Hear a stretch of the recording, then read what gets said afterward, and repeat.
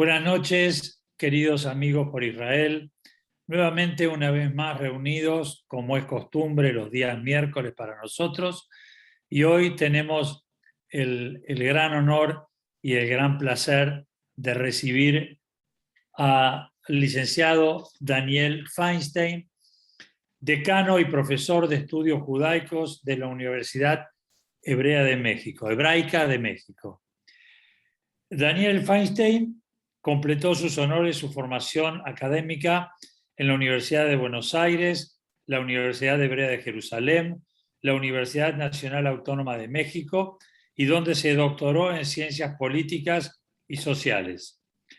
Se especializó en Educación y Filosofía Judía en el Jerusalem Fellow Program del Mandel Center, fue decano del Seminario Rabínico Latinoamericano, director del Consejo Central de Educación Judía de la República Argentina y profesor invitado y asesor en instituciones académicas y educativas de América Latina, Europa, Israel y Estados Unidos.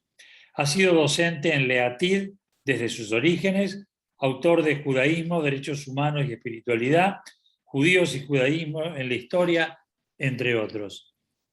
Daniel, en nombre de Amigos por Israel, te agradezco infinitamente de que compartas este espacio tan valioso para nosotros en el cual nuestro propósito es aprender.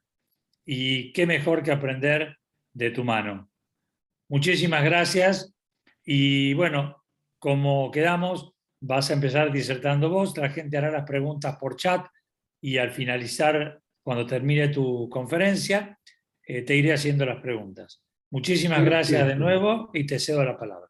Gracias. Ok, muchas gracias Simón por la invitación. Bueno, un gusto estar en este espacio.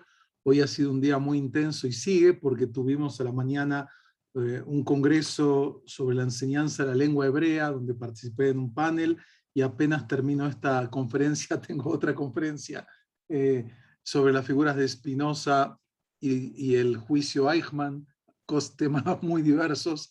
Así que bueno, me da mucho gusto estar acá y veo algunas personas conocidas a las que saludo afectuosamente. Voy a compartir pantalla para mostrar, digamos, el tema. Un segundo, por favor. Voy a abrir mi archivo.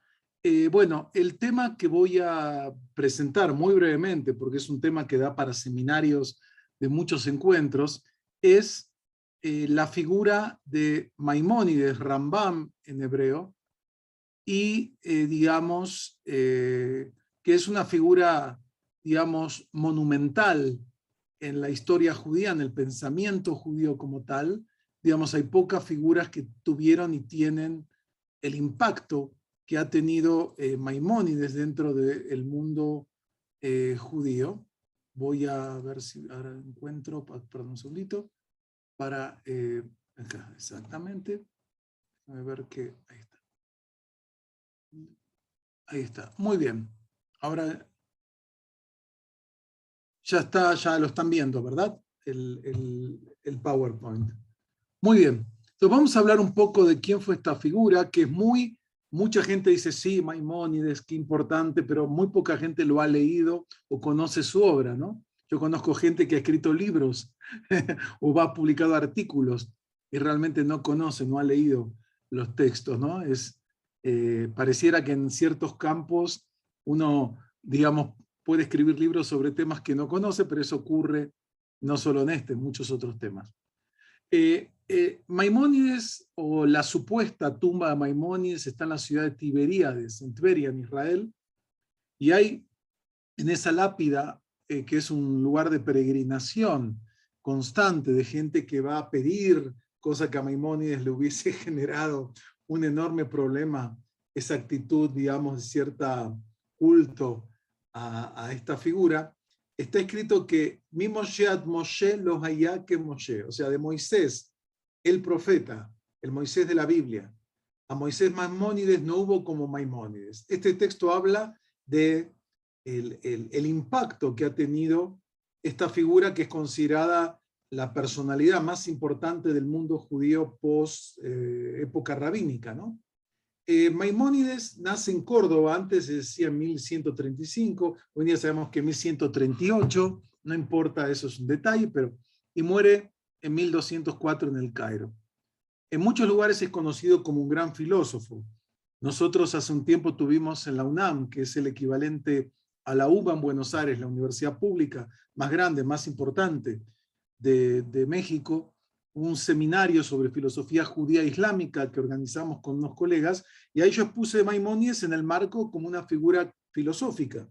Pero Maimónides es mucho más, y fue mucho más, que un filósofo. Esta es parte de la estatua que existe en la ciudad de Córdoba, donde él nace, ¿no?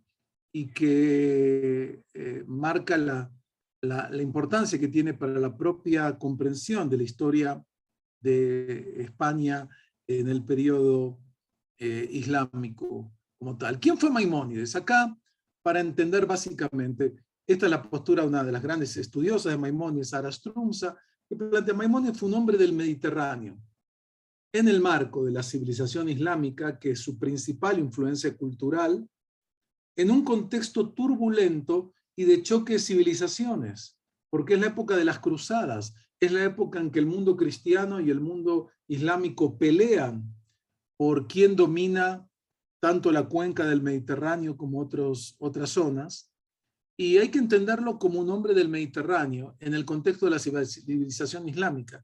Sin eso es imposible entender realmente la obra, los enfoques, las perspectivas. Fue una persona que tuvo varias tragedias personales. Maimónides es un refugiado que tiene que huir por la persecución religiosa de grupos, los almohades y otros grupos fundamentalistas islámicos que invaden, digamos, la zona de Córdoba, el califato de Córdoba, y se hacen con el poder.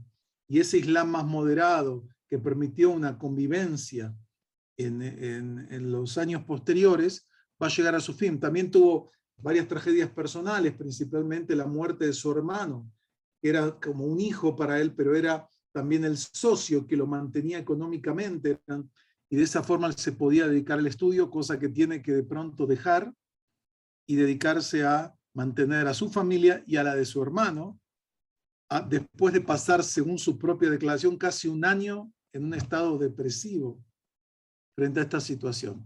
Algunos datos básicos para entender después el fondo que es Maimónides y la renovación del judaísmo como tal.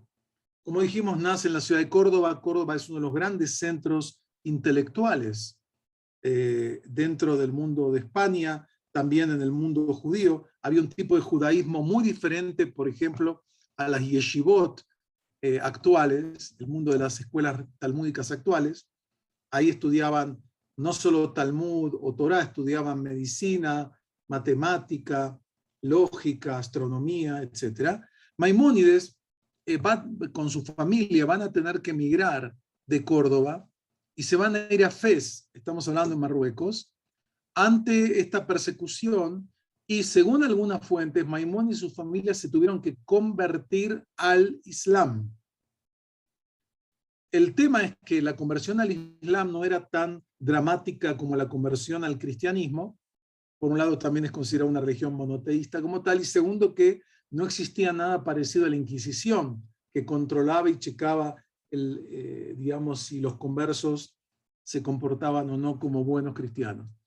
Entonces, aparentemente Maimónides estuvo un tiempo como converso y se van de Córdoba, donde eran muy conocidos. El padre de Maimónides era un juez, un dayán, y se van a Fez por un tiempo, que es como irse a la boca del lobo, pero ahí nadie los conocía y lo que pasaba dentro de los hogares, ahí no se entraba a verificar.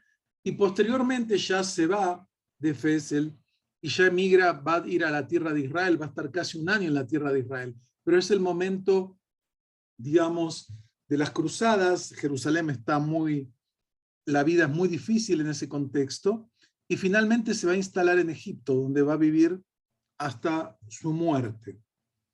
Bueno, acá aparecen algunas de las obras que escribe, ahora vamos a hablar más de ellas. Maimónides, cuando llega a Egipto, al poco tiempo es considerado como el principal rabino, líder, dirigente de la comunidad judía local. Es también médico de la corte, es decir, es médico de Al-Fadil, que era el visir de Salahadin o Saladino, una de las líderes más brillantes que tuvo, digamos, el mundo islámico y que va a pelear con Ricardo Corazón de León y otros. Y él era médico de la corte, lo que le daba acceso también a cierta influencia como tal. En el año 1190 va a escribir esta obra monumental que está considerada hasta el día de hoy la obra más importante dentro de la filosofía judía o el pensamiento judío, que es la guía de perplejos, Moreh Nebuchim, o Dalalat al-Jairim en árabe, que fue escrita en árabe, y en el 1204 va a morir también en Egipto y posteriormente, tiempo más tarde, sus restos son llevados a la ciudad de Tiberíades, que era una de las ciudades sagradas dentro de la tradición de las 4 ciudades sagradas en Eretz Israel, en la tierra de Israel. Maimónides fue también un gran médico. Fíjense este texto de un, digamos, historiador islámico, poeta, que lo describe así. El arte de Galeno era como la base de toda la medicina, digamos, tradicional, hasta el siglo XVII, la base de toda la medicina, tanto en Occidente, estaba basada en las enseñanzas de Galeno. Dice así: el arte de Galeno cura solamente el cuerpo, pero el de Maimónides cura el cuerpo y el alma. Con su sabiduría es capaz de curar la enfermedad de la ignorancia. Y si la luna apelara a su arte, de sus manchas la libraría, de todos sus defectos crónicos habría de despojarla, hasta la curaría de su palidez en la época de conjunción, ¿no? Fíjense qué bello poema que habla de la capacidad de Maimónides. Maimónides fue un médico avanzado en su tiempo, escribió 10 tratados médicos, acá menciona algunos, tienen los famosos aforismos médicos, tal vez la obra más importante de Maimónides en el ámbito de la medicina, pero él tiene tratados sobre el coito, que tenía que escribirle al Fadil, que tenía un harén y era un hombre débil, y cómo hacía para manejarse en ese tema, o hasta un tratado de hemorroides. Acá vemos una imagen en esta zona, en el califato, ahí en Egipto había hospitales públicos y había medicina. Él escribió sobre el asma, sobre la salud, sobre drogas y venenos, porque en la corte era muy común que uno envenene al otro, todas las intrigas que sabemos. Estas son algunas de las obras médicas, varias de las cuales ya están traducidas también al español, como tales. Entonces, hablamos de una persona que si solamente hubiera sido este médico, diríamos, como se dice en hebreo, dayeino, suficiente. Ya con esto Maimónides hubiese pasado a la historia como uno de los grandes médicos de la Edad Media. Pero Maimónides fue mucho más que eso. Maimónides fue uno de los más grandes rabinos y líderes del pensamiento judío. Y vamos a ver algunas de las obras centrales desde el punto de vista judaico.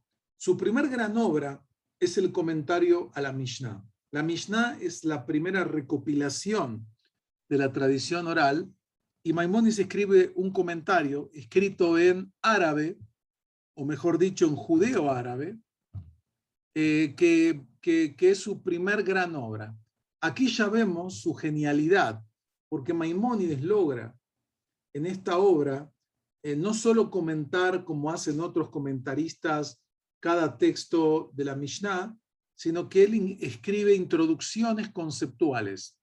Es decir, él escribe una introducción donde explica la lógica, donde él explica cuál es el propósito y el sentido de cada tratado de la Mishnah. Y algunos de estos textos son muy famosos, como su introducción a una parte del tratado de Sanedrín, que se llama Perek Helek, o una introducción a Pirkei Avot, que es otro tratado de la Mishnah, y Maimónides desarrolla en esta introducción toda una teoría psicológica muy desarrollada para cómo el ser humano puede llegar a la plenitud. Esta es una primera obra que le va a dar un lugar especial, porque Maimónides no tiene problema en citar a Aristóteles y a traer ideas que no son precisamente nativas dentro de la tradición judía. Su segunda y gran obra, una de las obras que hasta el día de hoy sigue siendo estudiada diariamente en todo tipo de academias talmúdicas y escuelas rabínicas, es su famoso código de ley judía, el Mishneh Torah, o síntesis de la Torah o repaso de la Torah, llamada también Yad Hazaká, la mano poderosa, como se habla de la mano de Dios, que sacó al pueblo de Israel con esta mano poderosa, y también la palabra Yad, en hebreo, equivale a 14, Yud es 10, Dalet 14, porque tiene 14 secciones, ¿no? Es una obra monumental escrita en hebreo. Acá vemos una edición iluminada, tenemos varias ediciones así maravillosas, ilustradas, de estos códices que se escribían solamente para gente muy rica que podía darse el lujo de tener estos temas. Y dice así Maimónides en la introducción, ¿por qué escribe el libro? Que esto tiene que ver con su propósito de reformar y actualizar el mundo judío. Dice así Maimónides: en estos tiempos las tribulaciones se han vuelto agobiantes. Él escribe, acuérdense, cruzadas, las primeras grandes persecuciones en el mundo ashkenazí, las matanzas en toda la cuenca del Rin, las matanzas también en la tierra de Israel, y la sabiduría de nuestros eruditos se ha desvanecido. Por lo tanto, todos los comentarios de los Geonim, que eran los sabios de Babilonia, se han hecho difíciles de comprender, sin hablar del propio Talmud, que reclama un vasto conocimiento, sabiduría y mucho tiempo para la investigación. O sea, Maimónides describe un estado calamitoso en el que se encuentra el pueblo de Israel a nivel de los conocimientos. La situación es muy grave por persecuciones, por inestabilidad, muy poca gente, no hay tantos libros como ahora, eran manuscritos. Era difícil conocer. Entonces, miren cuál es lo que él dice acá.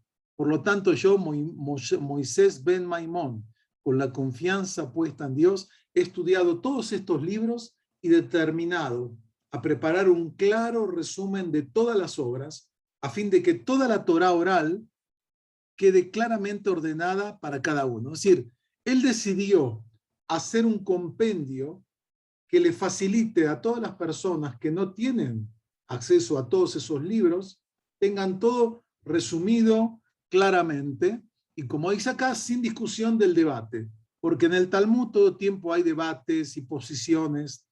En suma, es mi propósito que de aquí en adelante nadie deba consultar ninguna otra obra con referencia a ninguna ley de Israel. Mas siendo esta obra un compendio de la Torá completa, la he titulado Mishneh Torah, resumen o síntesis de la Torá, ya que de ahora en adelante cualquiera que lea primero la Torá escrita y luego esta obra, sabrá la Torá oral completa y no necesitará leer ninguna otra obra adicional. Uno podría pensar que acá vemos una persona un tanto arrogante, ¿verdad? Que dice, acá tienes todo lo que necesitas saber de alajá, de ley judía, todo lo que está todo acá. No necesitas ver nada más. Pero como decía mi maestro el rabino Mordechai Ederi, hay personas que de alguna forma sí pueden, digamos, se merecen ser arrogantes, porque tienen el conocimiento y la sabiduría para hacerlo. Muchos de los arrogantes son impostores. Maimónides no lo era. Y esta es una obra monumental, escrita en un hebreo muy claro, muy preciso, que hasta el día de hoy sigue siendo una referencia para determinar la ley judía en numerosos temas. Es el código más completo que se ha escrito de ley judía. Y fue también una revolución conceptual, como lo dice el gran investigador de Harvard sobre Maimónides, Isador Tversky, y también el profesor de la Universidad Hebrea, compañero de estudios. Fuimos también en la Universidad Moshe Albertal, hoy en día uno de los más grandes filósofos judíos, que este texto es una revolución conceptual porque incluyó dentro de las normas también creencias, cosa que hasta ese momento el campo de las creencias no había entrado como tal dentro del ámbito de la halajá, ¿no?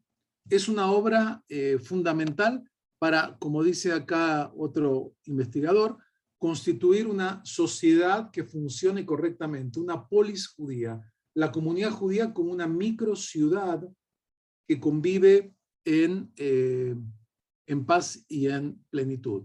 Aquí tenemos otra edición que está en el Museo de Israel, otro manuscrito de este texto.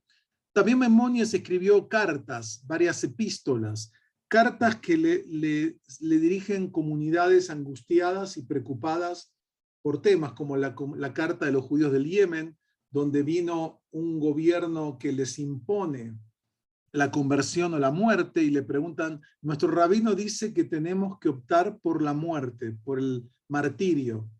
¿Ese es el camino?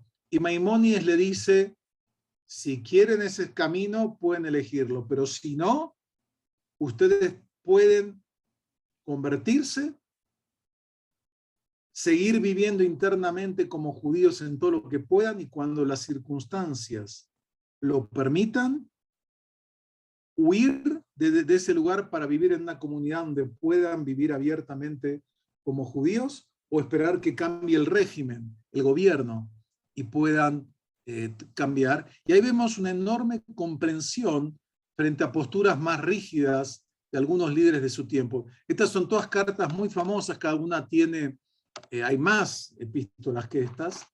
Ibn Tibón es su traductor al hebreo que va a traducir la obra de la Guía de Perplejos, que también fue escrita en judeo-árabe, y él la va a traducir, y la carta es fascinante, esta carta, porque él ahí le cuenta cómo era su vida, cómo era su día común, a qué se dedicaba, y cómo a la mañana temprano se iba al palacio cabalgando varios kilómetros, y después de atender a toda la gente, el palacio llegaba muerto sin haber comido nada, y cuando llegaba a su casa había cientos de personas esperándolo para que él los atienda como médico, y él les pedía, denme un tiempo para que coma algo, y recibía a la gente, y así hasta la noche, y así todo el tiempo, y cuando venía Shabbat, podría descansar o no, porque toda la comunidad venía a su casa para preguntarle, y para, o sea, él dice, le dice en esta carta a Ibn Tibón, no vengas a verme, porque no tengo tiempo de darte.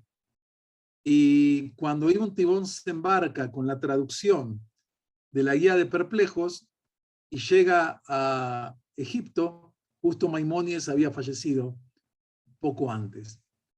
Este es un libro interesante que habla del liderazgo que tuvo Maimónides frente a las comunidades. Es una edición, digamos, comentada de estas cartas que escribe Maimónides. Acá se ve la caligrafía de Maimónides.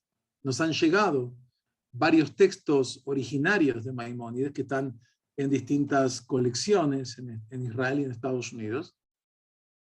La obra más famosa, tal vez, en el mundo filosófico, por supuesto, es la llamada Guía de Perplejos, traducida al hebreo como Moreh Nebuchim. Hay 3 ediciones en español de esta obra completas.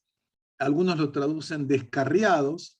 En realidad es más preciso el término perplejos, que habla de confusión, no alguien que se desvió del camino a propósito, sino alguien que no sabe cuál es el camino. Y esta es una obra monumental también, donde, como dice el título, él quiere orientar a la gente que estudia Torá y que quiere ser un judío fiel a las tradiciones, a la familia, a los valores que mamó en el seno de su comunidad, pero al mismo tiempo va a la universidad, vamos a decirlo así, y conoce la ciencia, la filosofía, y le parece que hay contrastes, hay contradicciones que son difíciles de zanjar.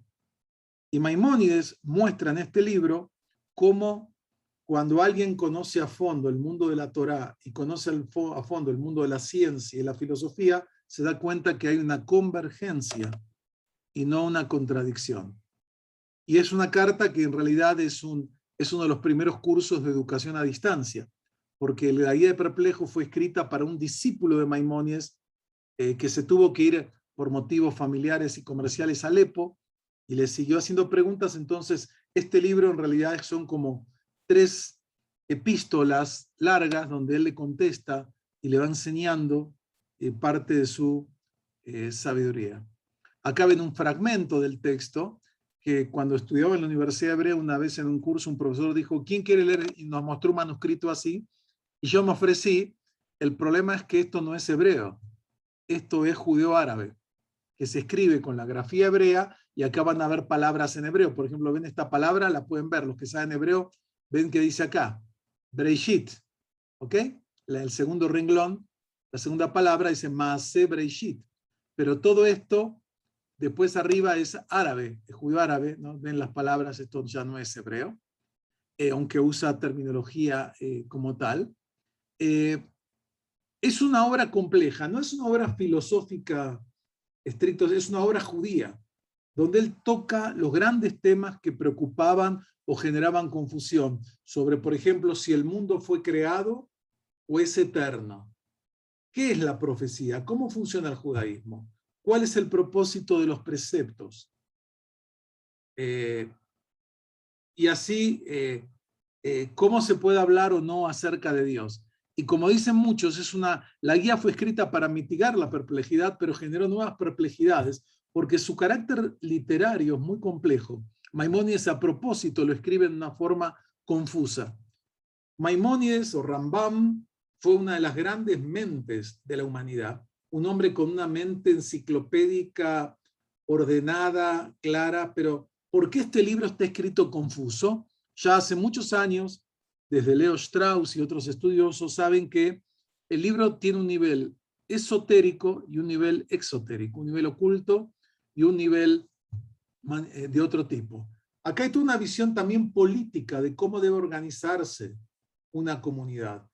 Y para esto hay que entenderlo, como vemos, en el contexto de su tiempo, y tiene influencia de distintos pensadores, fundamentalmente en este mundo de Al-Farabi y de, digamos, ideas semejantes a la de Avicena.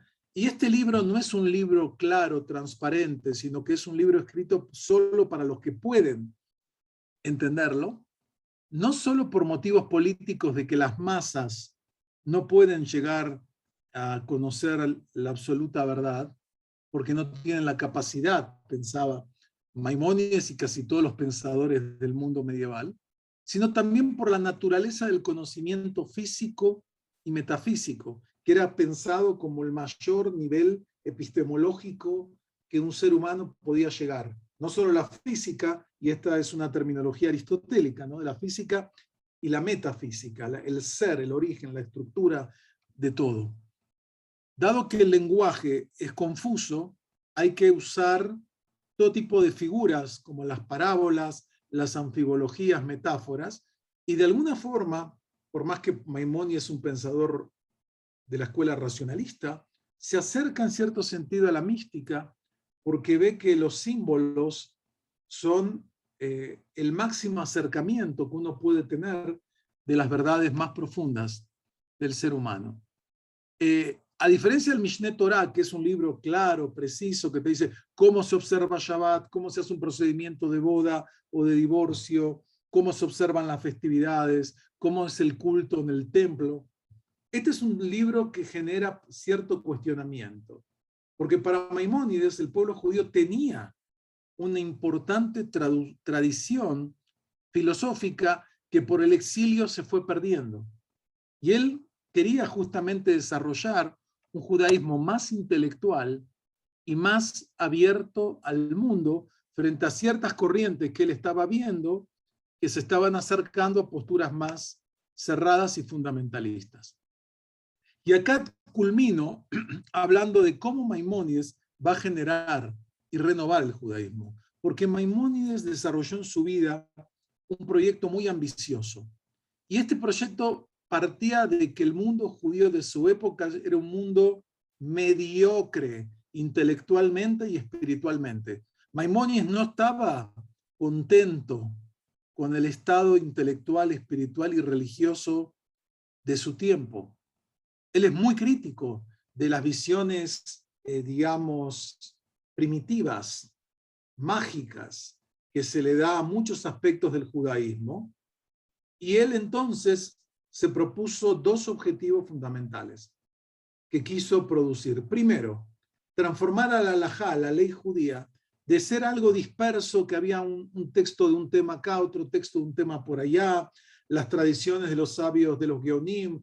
Él dijo, vamos a encontrar que la ley judía es un sistema jurídico, normativo, ético, que debe ser claro, preciso, como tal, Por eso él va a escribir primero otra obra que es de alguna forma el libro donde él hace toda una cuenta, cuáles son los 613 preceptos, el libro de las mitzvot, donde él no solamente él cita cuáles son esos preceptos, sino plantea cuáles son los parámetros para poder determinar qué es un precepto y qué no es un precepto en el texto bíblico. Entonces, su primera idea era que la ley judía sea algo accesible a todos, claro, preciso, y no algo que sea fragmentario y poco claro. Esa fue la primera, digamos, revolución que quiso generar Maimónides. Y el segundo cambio radical era cambiar la conciencia religiosa, la mentalidad de los judíos de su tiempo. Como dije antes, Maimónides no estaba satisfecho, feliz con el estado, como dije, intelectual, moral del judaísmo de su época. Él entiende que parte de esto se debe a las persecuciones, a la inestabilidad, a eso, pero también se debe a la mediocridad, a la ignorancia que se puede ver en muchos de los sabios de su tiempo, y él pretende resolver esto. Lo que ven es una decisión muy radical, y él quería cambiar la conciencia religiosa. ¿Cómo? Para él había 3 elementos que conformaban esta lucha, y lo va a hacer en todos sus libros, en toda su obra, en todas sus enseñanzas. Primero, la lucha contra el antropomorfismo, es decir, contra las lecturas literales, simplistas del texto bíblico. Maimónides ve que mucha gente lee mal la Torá. Mucha gente muy creyente, en su opinión, no entiende el texto bíblico y toma muy literal, entonces piensa que Dios es casi como un superhéroe de las películas, o ese abuelo musculoso que representa a Miguel Ángel en la Capilla Sixtina, ¿no? Y tiene ideas muy primitivas acerca de Dios que chocan con toda la tradición, digamos, filosófica, que habla de un Dios sin imagen, sin figura, etcétera, etcétera. Y él clarifica un montón de términos. Toda la primera parte de la guía es una clarificación de términos donde él explica cómo hay que entender, por ejemplo, el primer capítulo, qué significa a imagen y semejanza. La Torá describe en el primer capítulo de Bereshit, de Génesis, que el ser humano fue creado a imagen y semejanza. Algunos pensaban que esto habla que Dios tiene cuerpo. Entonces Maimónides explica qué significa la palabra tselem en hebreo y qué significa la palabra dmut. Y él demuestra que no se refiere a la figura externa, sino se refiere a lo que Aristóteles llama la forma, ¿no? De lo que algo es, y no la materia. Ese era el primer punto que él trata de clarificar en toda su obra, para cambiar la comprensión del judaísmo. El segundo elemento es que Maimónides decía que hay que entender el universo, entender a Dios, a partir del orden y de la estructura del universo, y no de las excepciones o los milagros. Para Maimónides, la base de la comprensión divina justamente se da en el orden y en la causalidad que existe en el universo. Esa es la base de la presencia divina y la revelación, no hechos que irrumpen o que transforman ese orden. O sea, lo que está diciendo Maimónides es que una de las formas de entender el mundo es por medio de la ciencia, porque la ciencia es el campo que estudia la estructura del universo. Y Maimónides, como médico, como científico, entiende que a través de este conocimiento uno puede acercarse a comprender al creador del universo como tal. Y el último punto de este proyecto es que Maimónides quiso romper la distinción entre lo que pertenece a la tradición y lo que está fuera. Maimónides dice en su comentario a Pirkei Avot que acepta la verdad, se encuentre donde se encuentre. La verdad no está solamente en los libros de autores judíos, no está únicamente en la Torá. La verdad puede estar en muchos lados y hay que aceptar la verdad esté donde esté, sea como sea. Es decir, el judío no tiene que estar encerrado solamente en el mundo de la tradición. Tiene que conocer, y esta es la tradición sefaradí, que venía de las yeshivot de España, de que cuando uno estudiaba en estos centros no estudiaba solo Talmud, Torá, etc. Uno tenía que estudiar física, matemática, medicina, todas las disciplinas como tales. Maimónides decía, y él lo dice con cuidado en esta introducción, él dice, sé que hay gente que no le gusta que cite fuentes externas, por eso las cito poco, pero yo estoy convencido de que la verdad hay que aceptarla, provenga de donde provenga. ¿No? Esto lo dice en su excelente obra sobre Maimónides el profesor Moshe Albertal. O dicho de otra forma por otro gran estudioso, profesor de la Universidad de Chicago, Joel Kramer, que escribió una obra que está en español, Maimónides se llama, una de las mejores biografías que se ha publicado sobre Maimónides, que está en español. Él dice que Maimónides pretendía transformar el judaísmo de una religión enraizada en la historia, en grandes eventos como el Éxodo y la Revolución, que esta era la perspectiva de otra figura medieval muy importante, Yehuda Levi, por ejemplo. Yehuda Levi pensaba esto. O sea, él quería decir, más que el judaísmo ser una religión enraizada en la historia de grandes eventos como el Éxodo y la Revelación, a una religión implantada en la naturaleza, en el conocimiento de los seres naturales, en el comportamiento divino más que en la palabra divina. Eso es lo que pretendía este proyecto maimonidiano. La pregunta es si tuvo éxito en estas dos revoluciones que pretendió. Uno podría decir que en el primer tema tuvo un éxito relativamente importante. Hasta el día de hoy, su obra es uno de los pilares para la determinación de la ley judía. Es una obra que se sigue estudiando, que es indispensable para cualquier estudioso de la tradición rabínica estudiarlo. Con respecto al cambio de la conciencia religiosa, ahí podemos ser más escépticos. No tuvo tanto éxito. Hoy en día siguen predominando corrientes fundamentalistas primitivas, rabinos poco educados, líderes comunitarios ignorantes de gran parte de la riqueza de la tradición judía.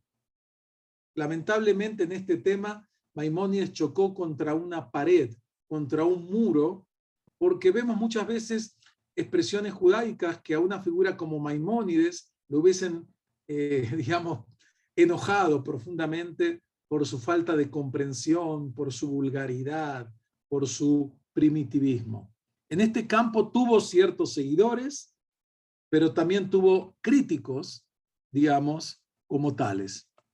Más, hay algunos autores que plantean que la Kabbalah se origina en reacción contra este modelo racionalista que desarrolla Maimónides.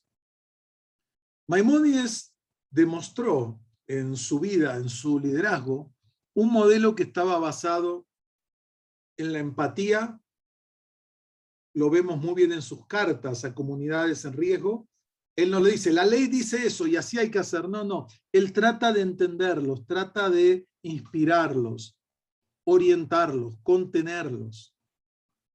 Vemos también que tiene una distancia crítica. Maimónides analiza muy bien lo que ocurre. Él sabe que uno tiene que tener una distancia para poder entender.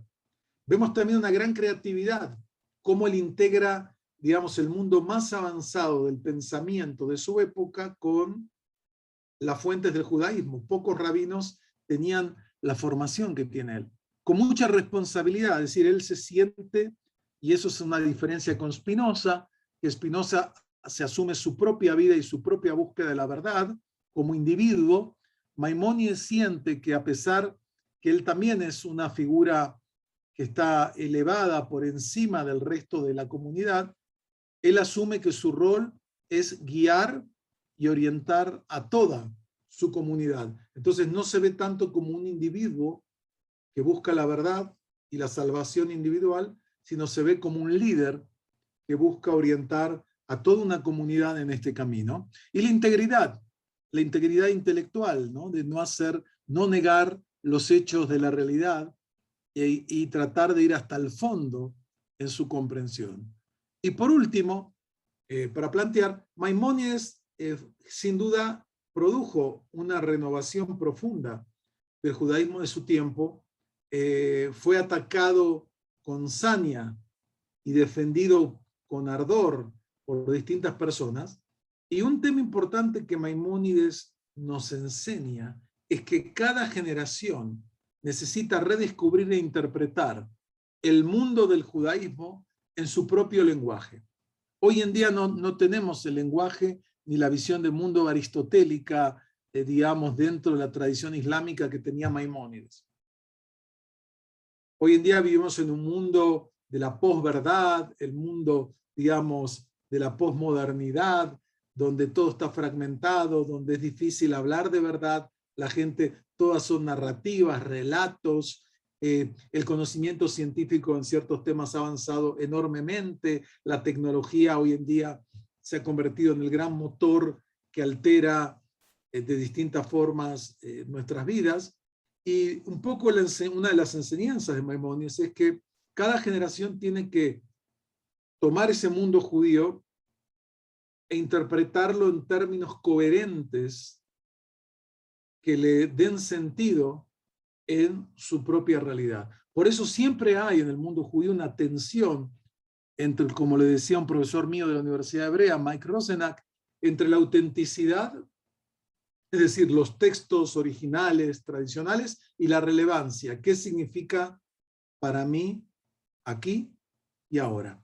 Y por eso Maimónides se ha convertido, casi todas las corrientes judías ven en Maimónides de alguna forma su antecesor, su paradigma, ¿no? Es decir, desde los grupos reformistas, los grupos ortodoxos modernos, obviamente los grupos judaísmo conservador masortí, es decir, todos los grupos judíos ven en Maimónides una figura en la cual pueden encontrar un referente, un modelo para seguir adelante. Entonces, como han visto en esta muy breve exposición de una obra que yo la vengo estudiando hace más de 40 años y que cada vez me doy cuenta que es un universo más amplio, más rico y fascinante, digamos, pudimos ver algo, aunque sea un poquito, digamos, algunos aspectos del proyecto de Maimónides para renovar y fortalecer el mundo judío de su tiempo. Gracias, y ahora sí, si hay preguntas, adelante. Creo que Saúl me los va a ir planteando. Gracias, Daniel. ¿Podrías desconectarte del Sí, estoy en eso. pantalla?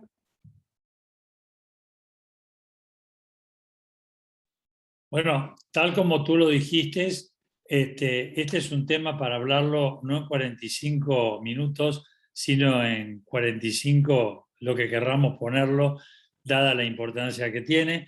Pero bueno, el tiempo sabemos que es tirano y que vos también tenés que irte a otra conferencia, así que voy a tratar de conversar con vos y de hacerte las preguntas Por favor. que nos atañen. Algo que nos resulta interesante de Maimónides es que él era un médico, un científico, pero también era una persona muy creyente. ¿Cómo conciliaba Maimónides ciencia y religión? ¿No veía contradicciones entre ellas? Bueno, Maimónides plantea que en realidad esa confusión está en alguien que no conoce suficiente ciencia o suficiente Torá. El secreto que Maimónides le revela a su discípulo en la Guía de Perplejos es que en realidad hay una complementariedad absoluta entre la fe y la razón, que no hay ninguna contradicción y que eso implica, digamos, tiene fuertes implicaciones. Maimónides es uno de los más grandes creyentes en la historia. Para Maimónides permanentemente uno tiene que tener presente a Dios, y uno tiene presente a Dios por medio de la ciencia, del conocimiento, del orden de este universo. Entonces para Maimónides ese no es un problema, para nada, al contrario. La ciencia y la fe se complementan en una forma muy orgánica. Ok. ¿Por qué tantos judíos de esa época se destacaban como médicos? Por ejemplo, Yehuda Levi, y lograban tener altos cargos en las cortes de distintos países. ¿Hay alguna explicación sobre eso? Hay varios. Primero que, digamos, en las escuelas particularmente sefaradim y de otras, estaba el tema de que uno se formaba no solo en Torah, sino en conocimiento científico. No era formarse en medicina como hoy en día. Era un conocimiento más teórico en principio y después se complementaba con una práctica, digamos, después clínica que se realizaba y que iban adquiriendo elementos. Por un lado, el tema de los judíos, esto era una profesión que uno se podía llevar, ¿no?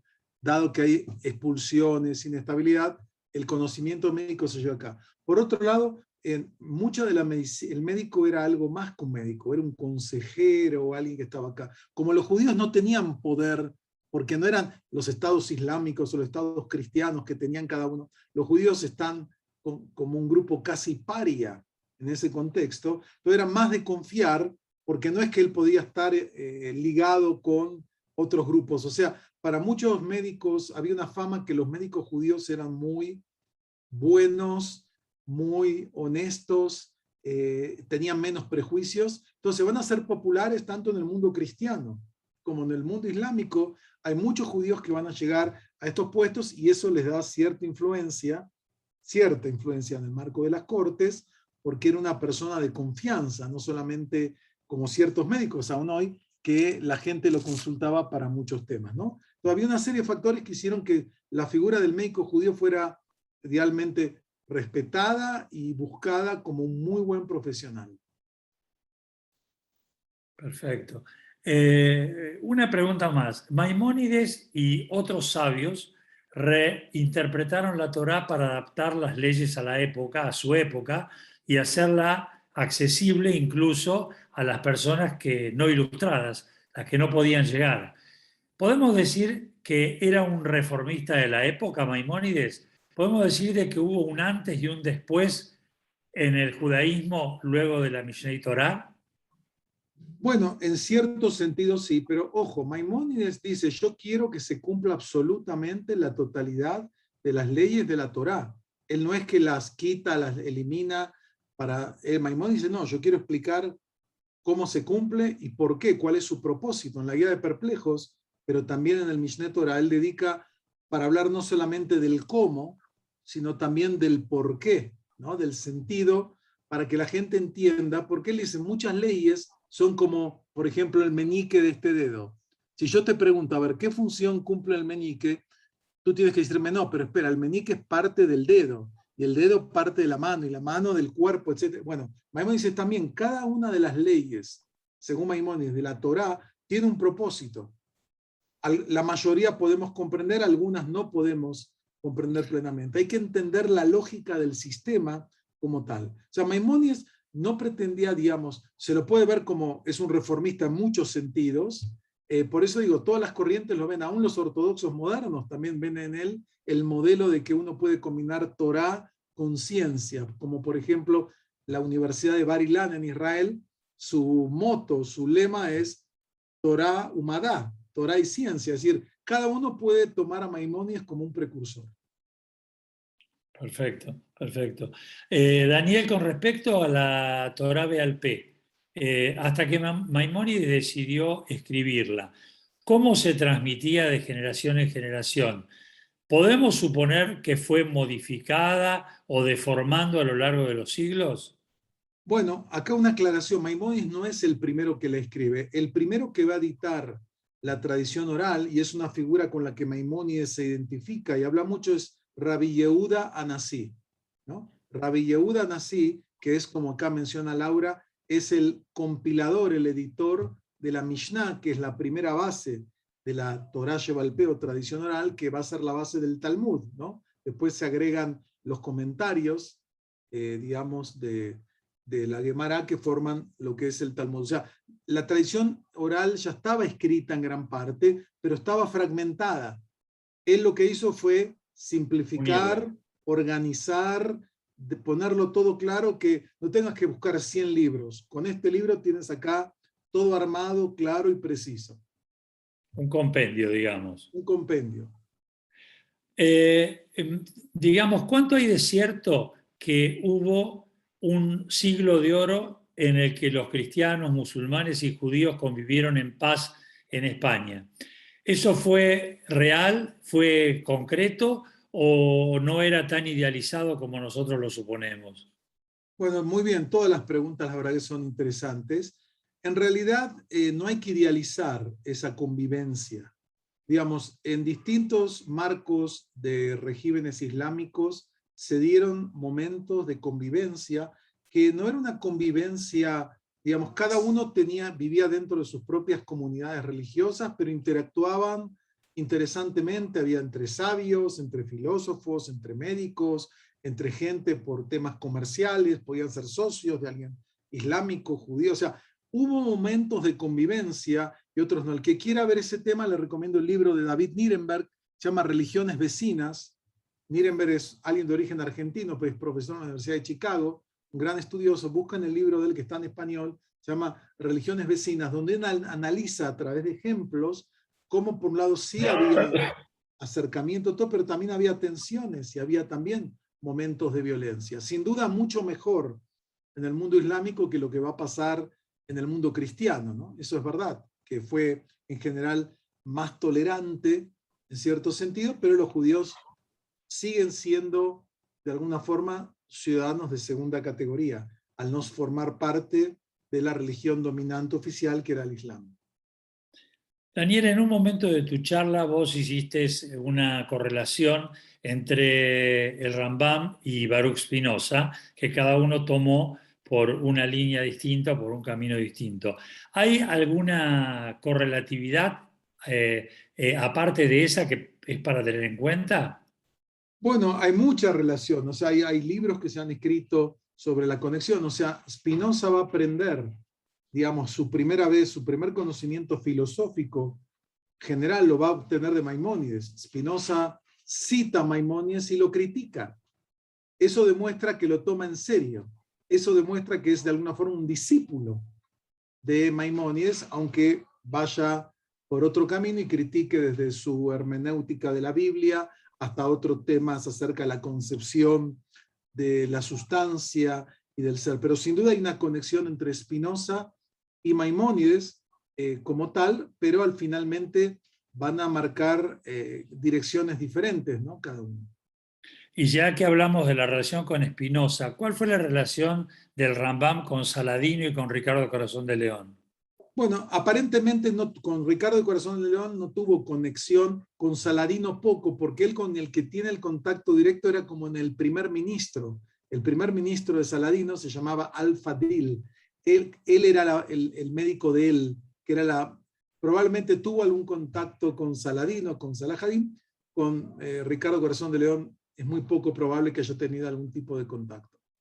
Hay leyendas. La figura de Maimónides es tan importante que hay muchísimas leyendas acerca de él. Daniel, en la Guía de los Perplejos, el Rambam decía probar la existencia de Dios.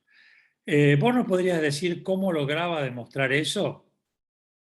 Bueno, en la Edad Media había distintas pruebas filosóficas que se utilizaban para el tema de probar o no la existencia de Dios. Había la prueba ontológica, había una serie de argumentos que ahora no tengo tiempo de desarrollar, pero se creía que desde el punto de vista lógico se podía argumentar a favor de la existencia de un creador, del origen, etcétera, etcétera, ¿no? Algunos creían, Maimónides toma eso, pero el método de Maimónides va a ser lo que se llama la teología negativa, es decir, en la segunda parte, particularmente la guía, Maimónides va a plantear que no se puede afirmar nada verdaderamente acerca de Dios. Si yo digo Dios es todopoderoso, lo que en realidad estoy diciendo es que Dios no es limitado. Pero ¿en qué consiste el poder divino? Eso está más allá de la mente humana. Maimónides reconoce los límites del intelecto para captar el mundo de lo divino. Entonces él desarrolla lo que se llama una teología negativa que va a tener un impacto en Alberto Magno y a través de Alberto Magno en Tomás de Aquinas, una de las grandes figuras de la escolástica medieval cristiana. Daniel, dado el poco tiempo que nos queda, le pido disculpas a todos nuestros oyentes porque hay muchas preguntas que no voy a poder hacértelas. Así que voy a seleccionar algunas y bueno. ¿Cuál fue la causa del Jerem contra Maimónides? Bueno, en realidad no hubo Jerem contra Maimónides, quiero explicar. Hubo sí en Francia, más tarde, una denuncia de alguna gente en Montpellier, en otros lugares, después de la muerte de Maimónides, no en su vida, que había algunas ideas en la guía de perplejos que podían ser herejes, y hubo, digamos, polémicas muy fuertes acerca de la conveniencia, ¿no?, de estudiar la filosofía de Maimónides. Todavía hoy, 800 y pico de años después, hay yeshivot que no quieren estudiar la guía de perplejos. Sí el Mishneh Torah, pero no, hasta el día de hoy ocurre eso, que Maimónides sabía que es así. Hay mucha resistencia de los sectores más primitivos que tienen miedo de confrontar la verdad de la Torah con las verdades de la ciencia, de otros conocimientos. No es que hubo Jerem, hubo, y aún muchos rabinos hasídicos que eran críticos de Maimónides desde el punto de vista racional, decían, no, el Mishneh Torah es una obra maravillosa, pero la guía de perplejos es una obra que puede ser hasta peligrosa al que no tiene el conocimiento de Maimónides. Pero no es que fue excomulgado como tal, hubo debates, había decir que no había que enseñarlo, etcétera, pero no es como el caso de Spinoza, que ahí sí hubo una excomunión muy tajante sobre él. Ok. ¿Cómo entiende Maimónides a la naturaleza? Bueno, Maimónides es discípulo acá de Aristóteles. Aristóteles es un filósofo que ve que se dedicó a todos los temas. La naturaleza es una expresión de la creación para Maimónides. La naturaleza y el orden, precisamente el orden, demuestra, digamos, la providencia, la sabiduría del creador. Entonces, para Maimónides, ¿y cómo uno se aproxima al conocimiento de la naturaleza? Por medio de la ciencia. Por eso, para Maimónides, quien no conoce ciencia no puede conocer plenamente a Dios, salvo que lo conozca por motivos dogmáticos. Por eso, las ideas de Maimónides son muy radicales. ¿Por qué plantea, ¿quieres conocer la naturaleza? No le preguntes a un rabino. Ve a estudiar biología, ve a estudiar astronomía, ve a estudiar los saberes que tienen esos fundamentos y después intégralo con el mundo de la fe.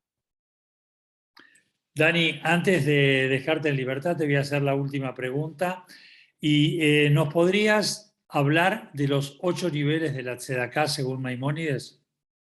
Ok, bueno, Maimónides justamente en el Mishneh Torah habla de los grados de Tzedaká, y esto es algo que alguien, digamos que es un principio fundamental. Para Maimónides, el nivel más alto de Tzedaká es el no dar caridad a la persona, sino hacerla socia o darle trabajo.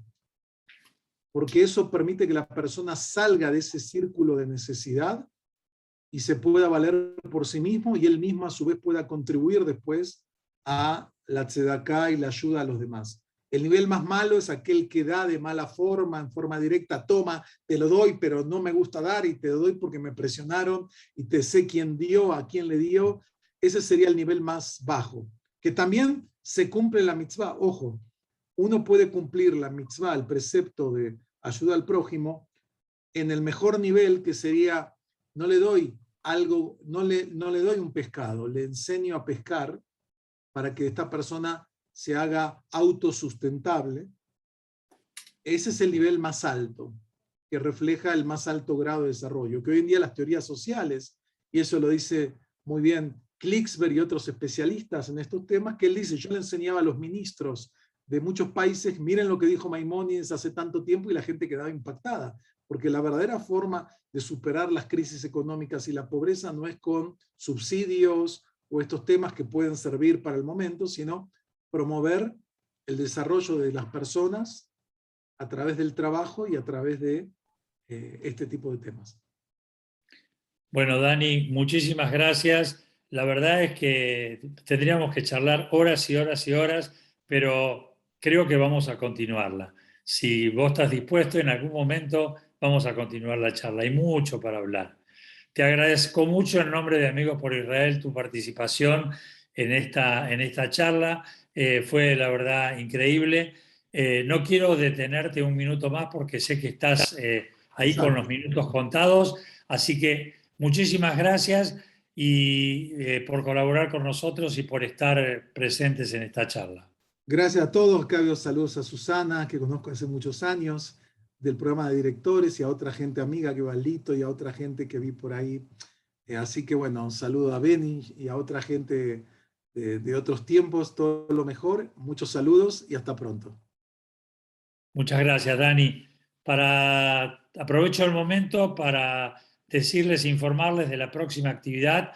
El próximo miércoles, desde Israel, nos va a hablar el profesor Udi Manor, que es profesor de Historia Judía Moderna de la Universidad de Haifa, y va a hablar de un tema muy interesante: los desafíos y dilemas del pueblo judío en el siglo XIX.